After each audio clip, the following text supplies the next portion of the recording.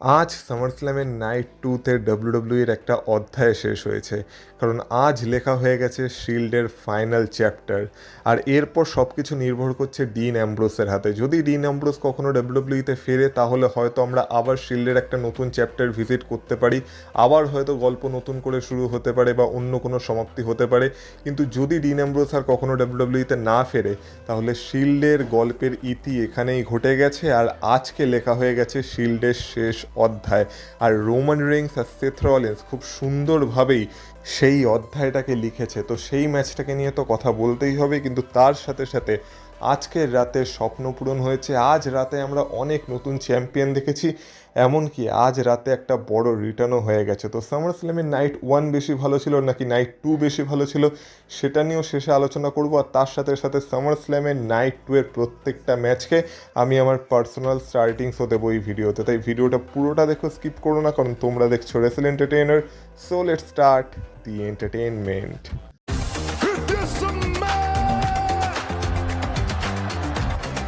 Acknowledge me. Acknowledge me. You there, sitting at home. Acknowledge me. সামারস্ল্যামের night two শুরু হওয়ার কথা ছিল স্যামি জেন ভার্সেস ফিন ব্যালারের ম্যাচ দিয়ে, যেখানে সবার প্রথমে আমরা ফিন ব্যালারের এন্ট্রেন্স দেখতে পাই। তারপর আমাদের last real good guy Sami জেনের এন্ট্রেন্স ঘটে। এবার এদের মধ্যে ম্যাচটা শুরু হতেই যাচ্ছিল, কিন্তু সেই সময় বেরিয়ে আসে নিক অল্ডিস। আর যেহেতু নিক অল্ডিসকে আবার স্ম্যাকডাউনের জেনারেল ম্যানেজার বানিয়ে দেওয়া হয়েছে, তাই নিক অল্ডিস আজ কিছু ডিসিশন নিয়েছিল। আর নিক অল্ডিস তারপর জানায় যে এই ম্যাচটা আর কোনো ওয়ান অন ওয়ান ম্যাচ হবে না, কারণ এই ম্যাচে সে আরও একজনকে অ্যাড করেছে। আর তারপর সেখানে বেরিয়ে আসে গান্থার। তো গান্থার তো খুবই আনন্দে ছিল যে নিক অল্ডিসকে সে ফাইনালি হারিয়ে দিয়েছে, আর এখন নিক অল্ডিস তাকে অপরচুনিটিও দিচ্ছে। তো গান্থার খুব আনন্দের সাথে রিংয়ের দিকে যাচ্ছিল, কিন্তু সেই সময় আমরা দেখতে পাচ্ছিলাম যে স্যামি জেন এই ডিসিশনটায় একদমই খুশি হয়নি। স্যামি জেনের এটাই মনে হচ্ছিল যে আবার তাকে স্ক্রু করা হয়েছে, আর তার থেকে আবার একটা অপরচুনিটি নিয়ে নেওয়া হয়েছে। কিন্তু এখানেই তো গল্পের শেষ ছিল না, কারণ নিক অল্ডিস বলে যে আমি আরও একটা ডিসিশন নিয়েছি। আর কে বললো যে আমি মাত্র একজনকে এই ম্যাচে অ্যাড করেছি? আমি এই ম্যাচটাকে এখন বানাতে চলেছি একটা ফেটাল 4-ওয়ে ম্যাচ। আর তারপর নিক অল্ডিস ইন্ট্রোডিউস করে এই ম্যাচে লাস্ট আর ফোর্থ পার্টিসিপেন্টকে, যে ছিল দ্য রিটার্নিং কেভিন ওয়েন্স। তো কেভিন ওয়েন্স প্রায় 17 মাস পর ডাব্লিউডাব্লিউইতে ফিরে এসেছে। আর কেভিন ওয়েন্সকে দেখে তো স্যামিজেন পুরো অবাক হয়ে গেছিল। আর স্যামিজেনের মতোই রিয়াকশন ছিল আমাদের, কারণ কেভিন ওয়েন্স অবশেষে ডাব্লিউডাব্লিউইতে রিটার্ন করেছে তার নেক ইঞ্জুরি থেকে রিকভার করে। যেই ইঞ্জুরিটা থেকে সে হয়তো রিটায়ারমেন্টের দিকেও চলে যেতে পারতো, কিন্তু না, সে ডাব্লিউডাব্লিউইতে রিটার্ন করেছে। আর শুধু রিটার্ন করেনি, তারপর ম্যাচটা শুরু হয়। এবার ম্যাচের প্রথম দিকে তো আমরা দেখি যে স্যামিজেন তো পুরো অবাক হয়েছিল, আর ওই দিক থেকে কেভিন ওয়েন্স, গান্থার আর ফিন ব্যালারের মধ্যে মারপিট চলছিল, যেখানে কেভিন ওয়েন্স তো পুরো আনস্টপেবল ছিল। কেভিন ওয়েন্স প্রথম দিকে ফিন ব্যালার আর গান্থারকে মেরে ধরে রিং থেকে বের করে দেয়। তারপর আমরা দেখতে পাই যে স্যামি জেন আর কেভিন ওয়েন্স মুখোমুখি দাঁড়িয়ে আছে। যেহেতু তারা বেস্ট ফ্রেন্ডস, তাই তারা একে অপরকে তারপর জড়িয়ে ধরে। কিন্তু যেহেতু আজকের ম্যাচটা ছিল নাম্বার ওয়ান কন্টেন্ডারশিপের ম্যাচ, আনডিসপিউটেড চ্যাম্পিয়নশিপের জন্য, তো তারপর তাদের মধ্যেও ফাইট শুরু হয়। এবার এই ম্যাচে আমরা অনেকগুলো স্পট দেখতে পেয়েছিলাম, কিন্তু মেন স্পটলাইট ছিল কেভিন ওয়েন্সের উপর। আর কেভিন ওয়েন্স এই ম্যাচে মানে একটা আলাদাই এনার্জি নিয়ে এসেছিল। কেভিন ওয়েন্স সোয়ান্টাম বোম মারছে, উপর থেকে স্প্ল্যাশ মারছে, ফ্রক স্প্ল্যাশ মারছে। মানে কেভিন ওয়েন্সকে দেখে কেউ বলবেই না যে কেভিন ওয়েন্স একটা এত ভাইটাল নেক ইঞ্জুরি থেকে ফিরে এসেছে।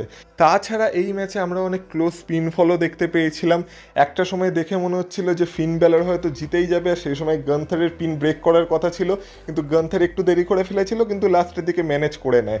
তো তারপর এই ম্যাচে একটা স্পট আসে যেটা এই ম্যাচের উইনারকে ডিসাইড করে, যেখানে আমরা দেখতে পাই যে কেভিন ওয়েন্স স্যামিসেনের উপর একটা সোয়ান্টন বোম মারতে যাচ্ছিল, কিন্তু সেইখানে স্যামিজেন সেই মুভটাকে কাউন্টার করে দেয়। তারপর কেভিন ওয়েন্স একটুখানি অসুবিধায় পড়ে যায়। এবার সেই সময় স্যামিজেন তাকে হিলুভা কিক মারতে যায়, কিন্তু মাঝখানে চলে আসে গান্থার, আর গান্থার স্যামিজেনকে স্লিপার হোল্ডে আটকে দেয়। তারপর ফিন ব্যালার আসে, ফিন ব্যালার গান্থার আর স্যামিজেনকে একসাথে একটা ডাবল কিক মারে। আর তারপর ফিন ব্যালার যায় তার কুডি গ্রাসের জন্য, সেটা সে লাগিয়েও দেয়। কিন্তু সে যখন পিন করতে যাচ্ছিল স্যামিজেনকে, তখনই আর কি গান্থার এই পিনটাকে ব্রেক করে, যেটা বলছিলাম যে একটু লেট হয়ে গেছিল গান্থার। কিন্তু তারপর আমরা দেখতে পাই কেভিন ওয়েন্স আবার এই ম্যাচে ফিরে আসে। তারপর কেভিন ওয়েন্স একে একে ফিন ব্যালারকে মেরে দেয় একটা স্টার্নার, তারপর গান্থারকে মেরে দেয় একটা স্টার্নার, আর ফিন ব্যালার আর গান্থারের খেলা এই ম্যাচ থেকে শেষ হয়ে যায়। তারপর যখন কেভিন ওয়েন্স স্যামি জেনকে একটা স্টার্নার মারতে যায়, সেটাকে কাউন্টার করে স্যামি জেন মেরে দেয় একটা ব্লু থান্ডার বোম। আর তারপর কেভিন ওয়েন্সকে সে পিন করতে যায়, কিন্তু কেভিন ওয়েন্স কিক আউট করে। আর তারপর কেভিন ওয়েন্স স্যামি জেনকে একটা সুপার কিক কিক মারে, আর স্যামি জেন যখন তাকে আবার একটা হিলোভা কিক মারতে যাচ্ছিল তখন সেটাকে কাউন্টার করে কেভিন ওয়েন্স স্যামি জেনকে মেরে দেয় ফাইনালি একটা স্টানার। আর এই স্টানারটা মারার পর স্যামি জেনকে পিন করে কেভিন ওয়েন্স হয়ে গেছে number 1 contender for undisputed WWE championship. আর এবার সে ফিউচারে ফেস করতে চলেছে সিএম পাঙ্ককে। মানে আমরা finally Kevin Owens versus CM পাঙ্কের ম্যাচ দেখতে পাবো, যেটা হতে চলেছে WWE আনডিসপিউটেড চ্যাম্পিয়নশিপের জন্য। আর এটা অনেকের চোখে একটা ড্রিম ম্যাচ ছিল। কিন্তু যদি এই ম্যাচটার কথা বলা হয়, সামার স্ল্যাম নাইট 2 এর একটা পারফেক্ট স্টার্ট ছিল, যেখানে আমরা একটা বিশাল বড় রিটার্ন দেখতে পেয়ে গেছি, আর ম্যাচটাও নিজের মধ্যে অসাধারণ ছিল। তাই ওভারঅল যদি এই ম্যাচটাকে রেট করতে হয়, এই ম্যাচটাকে আমি সলিড 4 স্টার্সের রেটিংস দিয়েছি আউট অফ 5 স্টার্স। কিন্তু এই ম্যাচটার পর সামার স্ল্যাম নাইট 2 একটু ঝিমিয়ে গেছিলো, কারণ এরপর আমরা ইউনাইটেড স্টেটস চ্যাম্পিয়নশিপের ম্যাচ দেখতে পাই ব্যারেন করবিন ভার্সেস ট্রিক উইলিয়ামসের মধ্যে। এবার এখানে লিলিয়াটিও ছিল ট্রিক উইলিয়ামসের সাথে। আর এই ম্যাচটায় না মানে দর্শকও খুব একটা রিয়াকশন দিচ্ছিল না, মানে এটা একটু ঝিমানো টাইপেরই ম্যাচ ছিল। এবার এই ম্যাচের গল্প এটাই ছিল যে যেহেতু লিলিয়াটি ট্রিক উইলিয়ামসের রিং সাইডে ছিল, তাই লিলিয়াটি অনেকভাবে ট্রিক উইলিয়ামসকে এই ম্যাচে সাপোর্ট করতে চেয়েছে বা সাহায্য করতে চেয়েছে। ওই দিক থেকে ব্যারেন করবিনও তার হিল ট্যাকটিক্স ইউজ করছিল। এবার একটা সময় তো ব্যারেন করবিন আর লিলিয়াটির মধ্যেই ঝামেলা শুরু হয়ে যায় রিং সাইডে। এবার আমরা দেখতে পাই লিলিয়াটি তারপর সেই তার যে স্টিক কেন্ডো স্টিক সেটাকে বের করে, আর রেফারি যখন দেখছিল তখনই সে ব্যারেন করবিনকে মারার চেষ্টা করছিল। আর সে যদি তখন ব্যারেন করবিনকে মেরে দিত তাহলে ডিসকোয়ালিফিকেশনের মাধ্যমে ব্যারেন করবিন ম্যাচটা জিতে তো যেত, কিন্তু চ্যাম্পিয়নশিপ জিততে পারতো না। তাই ব্যারেন করবিন কোনোভাবে তার থেকে বাঁচে।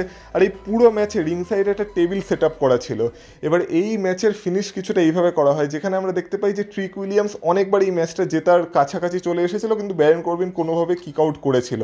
আর তারপরে ম্যাচের শেষে আমরা দেখতে পাই রেফারি একটু ডিস্ট্র্যাক্ট হয়, আর সেই সময় লিলিয়াটি ব্যারেন করবিনকে সে কিন্ডো স্টিক দিয়ে মেরে দিয়েছিল। মানে ভেবেছিল হয়তো ট্রিক উইলিয়ামস এটার ফায়দা তুলতে পারবে, কিন্তু ট্রিক উইলিয়ামস এটার বেশি কোনো ফায়দা তুলতে পারে না। উল্টে ব্যারেন করবিন একবার কি করে, যে রিং সাইডে যে বেল্টটা রাখা ছিল মানে টাইটেলটা রাখা ছিল ইউনাইটেড স্টেটস চ্যাম্পিয়নশিপ, সেইটাকে রিংয়ে আনতে যায়। কিন্তু সেই সময় লিলিয়াটি তাকে বাধা দেয়, তাকে বলে যে না আমি এটা করতে দেবো না। এবার এই প্রসেসেই আমরা দেখতে পাই যে লিলিয়াটি আর ব্যারেন করবিনের মধ্যে আবার ঝামেলা শুরু হয়ে যায়। আর পেছন থেকে ট্রিক উইলিয়ামস যখন ব্যারেন করবিনকে অ্যাটাক করতে যাচ্ছিল তখন তার ধাক্কাটা গিয়ে পড়ে লিলিয়াটির উপর, আর রিং সাইডে যে টেবিলটা বেছানো ছিল সেই টেবিলের উপর গিয়ে লিলিয়াটি পড়ে আর টেবিলটা ভেঙে যায়। মানে লিলিয়াটির অবস্থা খারাপ হয়ে যায়। এবার সেই সময় ট্রিক উইলিয়ামস ডিস্ট্রাক্টেড হয়, আর ওই দিক থেকে রেফারির নজরও তখন লিলিয়াটির দিকে ছিল। এই সুযোগটাকে কাজে লাগিয়ে সে ইউনাইটেড স্টেটস চ্যাম্পিয়নশিপটা দিয়ে সবার প্রথমে ব্যারেন করবিন ট্রিক উইলিয়ামসকে মারে। আর তারপর যখন রেফারি রিংয়ে ফিরে আসে তখন আমরা দেখতে পাই ব্যারেন করবিন তার ফিনিশার এন্ড অফ ডেস লাগিয়ে দেয় ট্রিক উইলিয়ামসের উপর।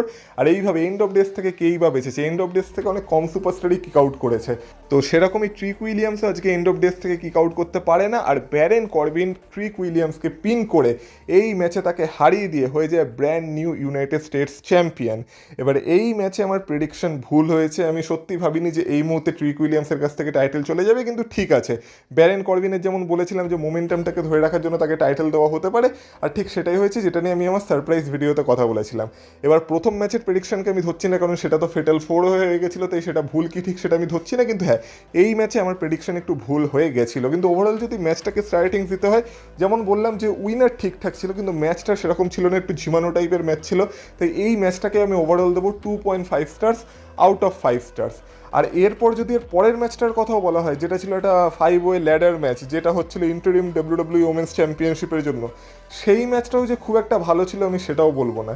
এই ম্যাচও দেখতে পাই আমরা একে একে সবার এন্ট্রেন্স হয়, যেখানে সবার প্রথমে টিফিনি স্ট্র্যাটনকে দিয়ে শুরু হয়েছিল, আর সবার শেষে শার্লেট ফ্লেয়ারের এন্ট্রেন্স হয়েছিল।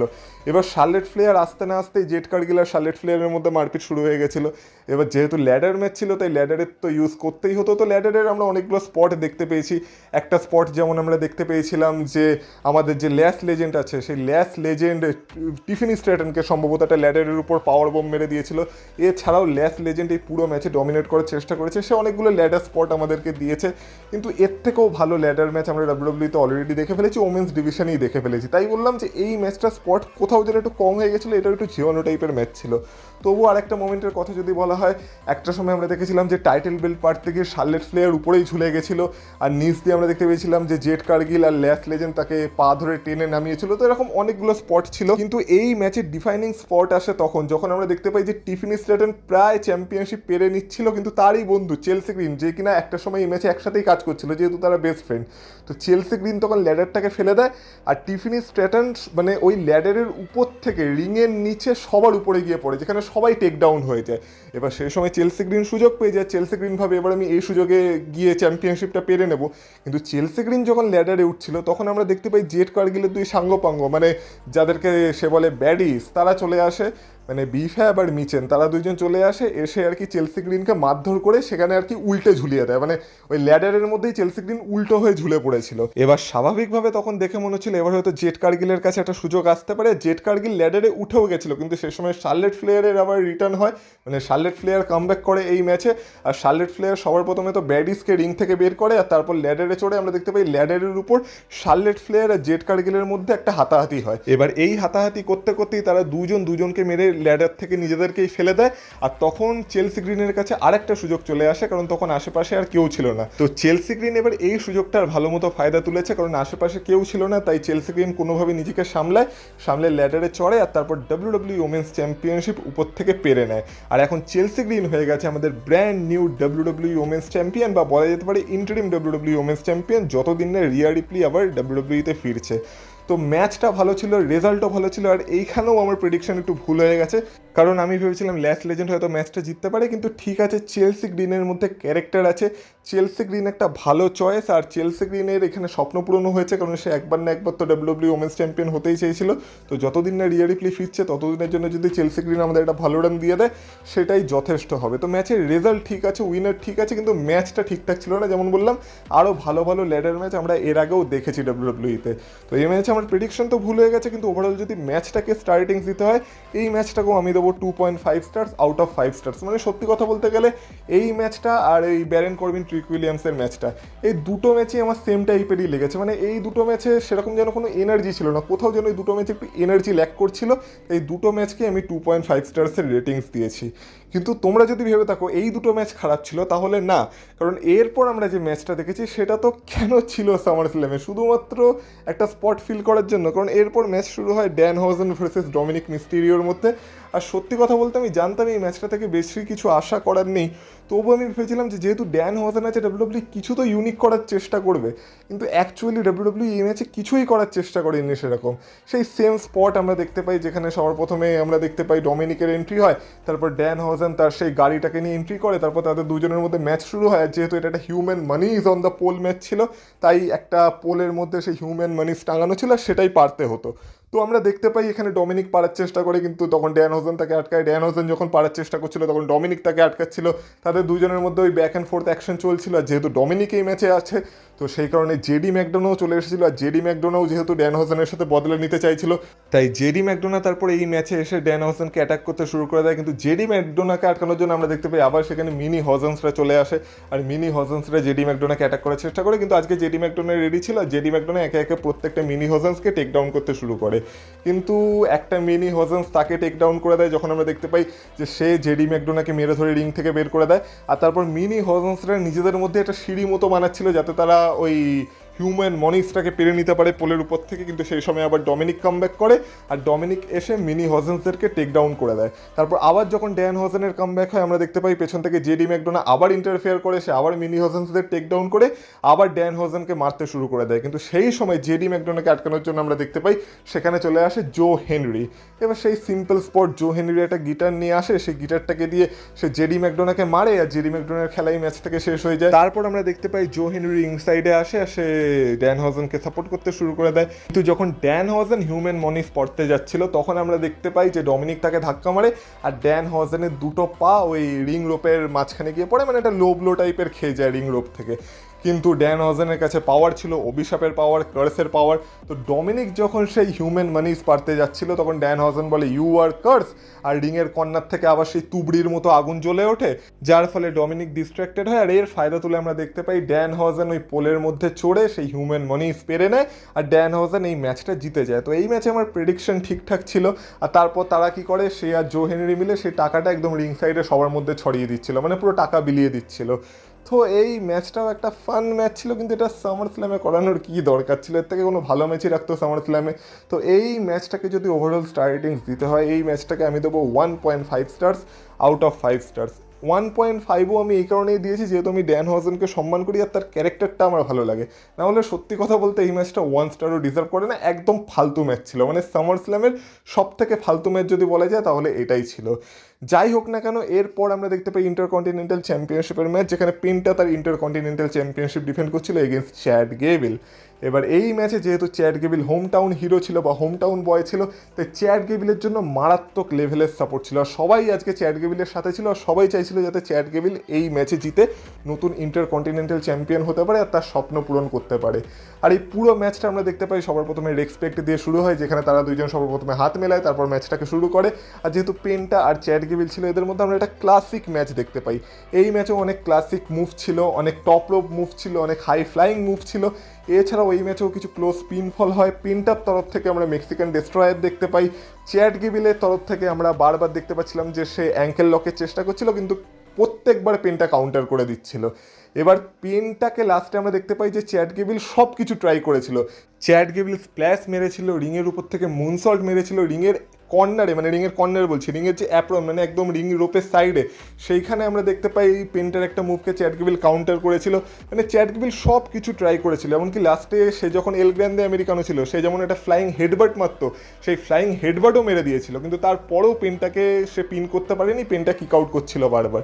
কিন্তু আলটিমেটলি আমরা দেখতে পাই যখন পেনটা মেক্সিকান ডেস্ট্রয়ারের জন্য যাচ্ছিল চ্যাড গেবিলের উপর, তখন চ্যাড গেবিল সেটাকে কাউন্টার করে ফাইনালি সে পেনটাকে অ্যাঙ্কেল লক লাগাতে সক্ষম হয়। আর যখন সে অ্যাঙ্কেল লকে পেনটাকে আটকে দেয়, তখন পেনটা বেশিক্ষণ সেটা সহ্য করতে পারে না, আর পেনটা তারপর ট্যাপ আউট করে দেয়, আর ট্যাপ আউটের মাধ্যমে পেনটা এই ম্যাচটা হেরে গেছে। আর চ্যাড গেবিল পেনটাকে এই ম্যাচে হারিয়ে প্রথমবারের জন্য হয়ে গেছে ডাব্লিউডাব্লিউইতে ইন্টারকন্টিনেন্টাল চ্যাম্পিয়ন আর ডাব্লিউডাব্লিউইতে একজন সিঙ্গেলস চ্যাম্পিয়ন। মানে এটাই প্রথমবার যখন সে চ্যাম্পিয়নশিপ জিততে পারলো ডাব্লিউডাব্লিউইতে, যেই চ্যাম্পিয়নশিপটাকে সে প্রায় 2 বছর ধরে চেস করে আসছিল।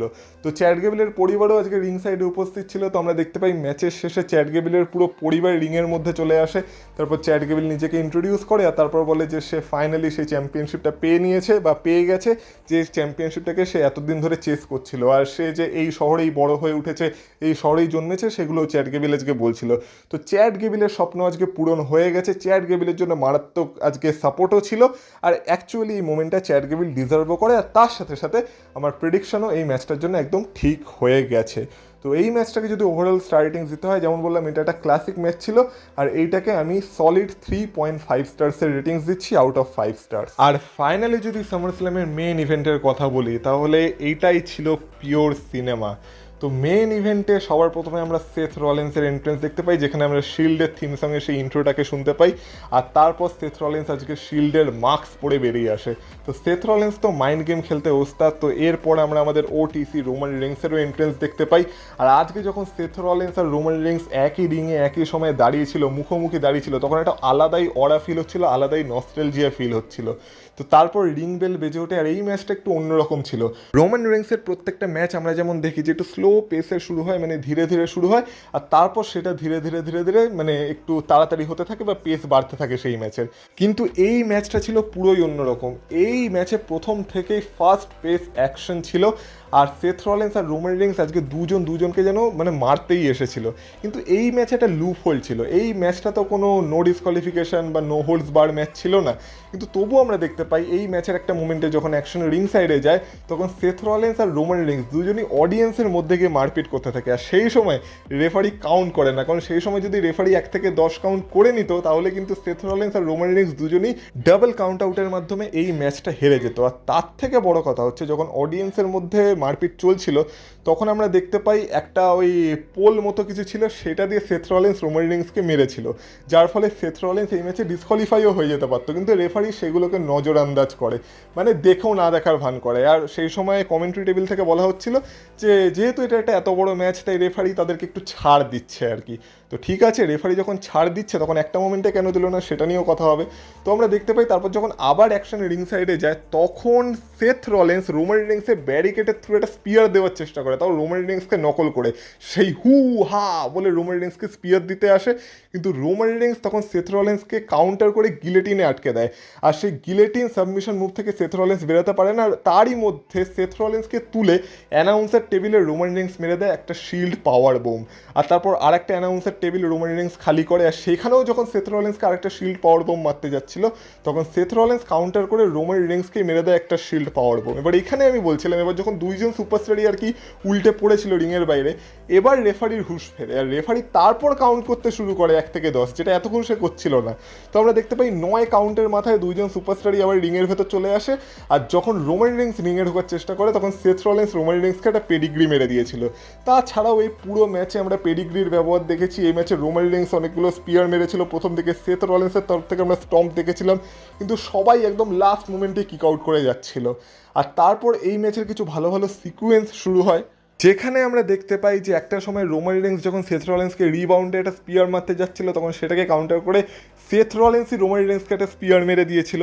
আবার যেহেতু সেথ রলিন্স রোমান রিংসের মুভ চুরি করেছিল, আমরা একটা সময় দেখতে পাই যখন সেথ রলিন্স রোমান রিংসকে বাকল বোম মারতে যাচ্ছিল তখন রোমান রিংস সেটাকে কাউন্টার করে সবার প্রথমে সেথ রলিন্সকে একটা সুপারম্যান পাঞ্চ মারে, তারপর সেথ রলিন্সকে তুলে একটা বাকল বোম মারে, আর তারপর সেথ রলিন্সের ফিনিশার মানে স্টোম্প সেটাই সেথ রলিন্সের উপর লাগিয়ে দেয়। তো দুজনই দুজনের ফিনিশিং মুভ ইউজ করেছিল। তাছাড়া শিল্ডের থার্ড মেম্বার যে হলো ডিন অ্যাম্ব্রোস, তাকেও এই ম্যাচে ট্রিবিউট দেওয়া হয়েছে।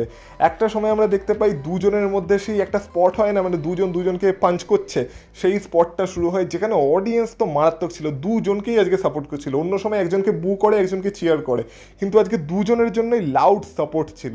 এবার এই করতে করতে একটা সময় আমরা দেখতে পাই ডিন অ্যাম্ব্রোস যেভাবে ল্যারিয়েট মারতো বা ক্লোজ লাইন মারতো, সেইটা আজকে সেথ রলিন্স রোমান রিংসকে মেরে দেয়, তারপর সেথ রলিন্স ডিন অ্যাম্ব্রোসের মতোই হাবভাব করতে থাকে। আর শুধু তাই না, তারপর সেথ রলিন্স রোমান রিংসকে ডিন অ্যাম্ব্রোসের ফিনিশিং মুভ ডার্টি ডিজও মারতে যাচ্ছিল, আর সেই সময় রোমান রিংস সেটাকে কাউন্টার করে সেথ রলিন্সকে ডার্টি ডিজ মেরে দেয়। আর সেই সময় মাইকেল কোল কমেন্ট্রি টেবিল থেকে বলে হ্যালো ডিন অ্যাম্ব্রোস, মানে বহু বছর পর ডাব্লিউডাব্লিউতে ডিন অ্যাম্ব্রোসের নামকে মেনশন করা হলো। কিন্তু তারপর যখন ট্রিবিউটের কথা আসে তখন আবার মাইকেল কোল বলে যেটা ট্রিবিউট ছিল থার্ড শিল্ড মেম্বারের জন্য, মানে তখন আর ডিন অ্যাম্ব্রোসের নাম মাইকেল কোল নেয় না, মানে একবারের জন্যই নাম ড্রপ করেছিল। কিন্তু যাই হোক, বহু বছর পর ডিন অ্যাম্ব্রোসের নাম ডাব্লিউডাব্লিউতে শুনে ভালো লাগলো। তো এইভাবে ম্যাচের একটা মোমেন্ট আসে যখন আমরা দেখতে পাই যেহেতু রোমান রিংসের ম্যাচ, রেফারি তো উল্টাবেই, তো সেথ রলিন্সকে স্পিয়ার মারতে গিয়ে রোমান রিংস রেফারিকেই স্পিয়ার মেরে দেয়। আর রেফারি যখন স্পিয়ার খেয়ে যায় তখন এবার দুজনের কাছে অপরচুনিটি ছিল যে তারা এবার চিটিং করতে পারে। তো আমরা দেখতে পাই সেথ রলিন্স তারপর আবার একটা পেডিগ্রি মেরে দেয় রোমান রিংসকে, আর তারপর সেথ রলিন্স বাইরে দিয়ে নিয়ে আসে একটা স্টিল চেয়ার। এবার সেই স্টিল চেয়ারটা নিয়ে সেই শিল্ডের স্পট যেটার মাধ্যমে শিল্ডের ব্রেকআপ হয়েছিল সেটাকে সেথ রলিন্স রিক্রিয়েট করার চেষ্টা করছিল, কিন্তু রোমান রিংস আজকে তৈরি ছিল। আর রোমান রিংস তারপর সেথ রলিন্সকে কাউন্টার করে সেথ রলিন্সকেই সেই পজিশনে নিয়ে চলে আসে, যেখানে এবার রোমান রিংসের হাতে চেয়ার ছিল, আর রোমান রিংস চাইলে সেথ রলিন্সকে এবার অ্যাটাক করতে পারতো। কিন্তু এইখান থেকেই শুরু হয় আসল সিনেমা। আর স্টোরি টেলিং কাকে বলে সেটা রোমান রিংস আর সেথ রলিন্সকে দেখেই শেখা উচিত।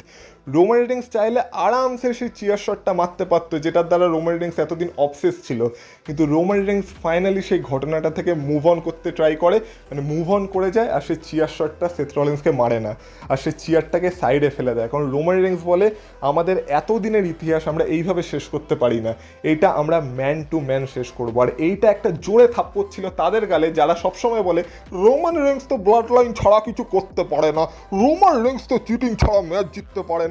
এইগুলো তাদের দু গালে দুটো সাপাটে থাপ্পড় ছিল। তো রোমান রিংস আজকে চিটিং করার সুযোগ পেয়েও কোনো রকম চিটিং করে না। তারা তারপর দুজনের মধ্যে ম্যান টু ম্যান ফাইট করতে শুরু করে, যেখানে সেথ রলিন্স তো পুরো একদম পাগলা হয়ে গেছিলো। সেথ রলিন্সকে রোমান রিংস যতই মারুক, যতই সুপারম্যান পাঞ্চ দিয়ে দিক, সেথ রলিন্সের কিচ্ছু লাগছিল না। আমরা দেখতে পাই সেথ রলিন্স রোমান রিংসকে একটা স্টোম্প মারে, আর তারপর সেথ রলিন্স একটা সুপার স্টম্পের জন্য যাচ্ছিলো, যেটা সে একদম টপ রোপ থেকে মারার ট্রাই করছিল, কিন্তু সেখানেই সেথ রলিন্স ভুল করে ফেলে, আর সেটাকে কাউন্টার করে সর্বপ্রথমে রোমান রিংস একটা স্পিয়ার মারে, তারপর রোমান রিংস রিবাউন্ডে আরেকটা স্পিয়ার মারে, আর তারপর ফাইনালি রোমান রিংস 3 নম্বর স্পিয়ার মেরে দেয় সেথ রলিন্সকে, যেটা ছিল শিল্ডের 3টে মেম্বারকে ট্রিবিউট। 3টে মেম্বার শিল্ডের 3টে স্পিয়ার। আর এইভাবে আমরা দেখতে পাই রেফারি আবার এই ম্যাচে কামব্যাক করে, আর তারপর রোমান রেন্স সেথ রলিন্সকে আলটিমেটলি ফাইনালি এই ম্যাচে পিন করে সেথ রলিন্সকে এই ম্যাচটা ফাইনালি হারায়। একটা বড় ম্যাচ যেখানে কিনা রোমান রেন্স সেথ রলিন্সের উপর জিতে যায়, আর তার সাথে সাথে সে তার ওয়ার্ল্ড হেভিওয়েট চ্যাম্পিয়নশিপও এই ম্যাচে সাকসেসফুলি রিটেন করে নেয়। তো ম্যাচ তো এখানে শেষ হয়ে গেছিলো, কিন্তু ম্যাচের গল্প এখনও বাকি ছিল। এই ম্যাচটা জিতে যাওয়ার পর আমরা দেখতে পাই যে একটা কোনায় সেথ রলিন্স বসে আছে আর একটা কোনায় রোমান রেন্স বসে আছে, আর দুজনের দিকে তাকিয়ে আছে। আর এই মুভমেন্টটা দেখেই বোঝা যাচ্ছিল যে হয়ে গেছে, এটাই এদের গল্পের শেষ চ্যাপ্টার ছিল, আর সেটা তারা লিখে ফেলেছে, সব কিছু শেষ এবার। তো রোমান রেন্স তারপর ধীরে ধীরে রিংয়ের মাঝখানে যায়, তারপর সেথ রলিন্সের দিকে তাকিয়ে শিল্ডের যে ফিস্ট বোম সেটাকে অফার করে, আর তারপর সেথ রলিন্সও এগিয়ে আসে, আর সেথ রলিন্স যে মুখোশটা পরে এসেছিল সেই মুখোশটাকে রোমান রেন্স আর সেথ রলিন্সের মাঝখানে রাখে, যেটা ছিল ডিন অ্যাম্ব্রোসের জন্য একটা ট্রিবিউট। মানে তারা ডিন অ্যাম্ব্রোসের জন্য জায়গা ফাঁকা রাখে, আর তারপর সেথ রলিন্সও সেই ফিস্ট বোমটাকে করে। মানে আমরা শিল্ডের সেই মোমেন্টটাকে আবার দেখতে পাই for the one last time. আর শেষবারের মতো শিল্ডকে এইভাবেই ট্রিবিউট জানিয়ে রোমান রেন্স আর সেথ রলিন্স দুজনের পথে চলে যায়। আমরা দেখতে পাই রোমান রেন্স তারপর সেলিব্রেট করতে থাকে, আর সেথ রলিন্স তারপর সেখান থেকে যেতে থাকে। তো এইভাবে শিল্ডের চ্যাপ্টারকে, সেথ রলিন্স আর রোমান রেন্সের এই আইকনিক রাইভেলারিটাকে তারা দুইজন আজকে ফাইনালি শেষ করেছে। আর ওভারঅল যদি এই ম্যাচটাকে স্টার রেটিংস দিতে হয়, এই ম্যাচটাকে আমি চোখ বন্ধ করে 5 স্টার্সের রেটিংস দিতে পারি। যেমন স্টোরি টেলিং ছিল, তেমন অ্যাকশন ছিল, সব কিছুই পারফেক্ট ছিল। আর দেখে মনে হলো ডাব্লিউডাব্লিউর একটা অধ্যায়, অ্যাকচুয়ালি ডাব্লিউডাব্লিউর একটা এরা, শিল্ডের এরা আজকে শেষ হলো। তো এইভাবেই সামার স্ল্যামের নাইট 2 শেষ হয়ে যায়। সামার স্ল্যামের নাইট 2 হয়তো নাইট 1-এর থেকে অনেকটাই পিছিয়ে যেতে পারতো, কিন্তু নাইট 2 এর প্রথম ম্যাচ আর নাইট 2 এর শেষ ম্যাচ সামার স্ল্যামের নাইট 2কে বাঁচিয়ে দিয়েছে। তো আমি বলতে পারি সামার স্ল্যামের নাইট 1 আর নাইট 2 দুটোই এই বছর ভালো ছিল। তো ওভারঅল সামার স্ল্যামের কথা যদি বলা হয়, সামার স্ল্যাম একটা ভালো, একটা দুর্দান্ত প্রিমিয়াম লাইভ ইভেন্ট ছিল, যদিও এটার জন্য হাইপ সেরকম ছিল না, কিন্তু এক্সিকিউট খুবই ভালোভাবে করেছে ডাব্লিউডাব্লিউই। তো এইভাবেই সামার স্ল্যাম শেষ হয়েছে। আর সামার স্ল্যাম তোমাদের কেমন লেগেছে অবশ্যই আমাকে কমেন্ট বক্সে কমেন্ট করে জানিও। সামার স্ল্যামের নাইট 2কে তোমরা কেমন রেট করবে, প্রত্যেকটা ম্যাচকে তোমরা কিভাবে রেট করবে বা কত স্টার্সের রেটিংস দেবে সেটা আমাকে কমেন্ট বক্সে কমেন্ট করে জানিও। অন্তত রোমান রেন্স আর সেথ রলিন্সের ম্যাচকে কত স্টার্সের রেটিংস তোমরা দিতে চাও আর তোমাদের কেমন লাগলো সেটা অন্তত প্লিজ কমেন্ট বক্সে কমেন্ট করে আমাকে জানিও। আর চ্যানেলে এখনও নতুন হয়ে থাকলে চ্যানেলটাকে সাবস্ক্রাইব করো। এই ভিডিওটা ভালো লেগে থাকলে ভিডিওটা একটা লাইক করে দিয়ে যাও, ভিডিওটাকে পারলে শেয়ার করো। আজকে তো সোমবার, মানে হাইপ পয়েন্ট বেঁচে থাকবে তোমাদের সবার কাছে, তো প্লিজ ভিডিওটাকে হাইপ করো। আর তার সাথে সাথে তোমরা যদি আমাকে ইনস্টাগ্রাম আর ফেসবুকে ফলো করতে চাও, তার লিঙ্ক পেয়ে যাবে তোমরা এই ভিডিও ডিসক্রিপশনে, তো সেখান থেকে তোমরা আমাকে ফলো করে আসতে পারো। তাহলে তোমাদের সাথে কথা হবে আবার পরের ভিডিওতে, ততক্ষণ তোমরা ভালো থেকো, টাটা।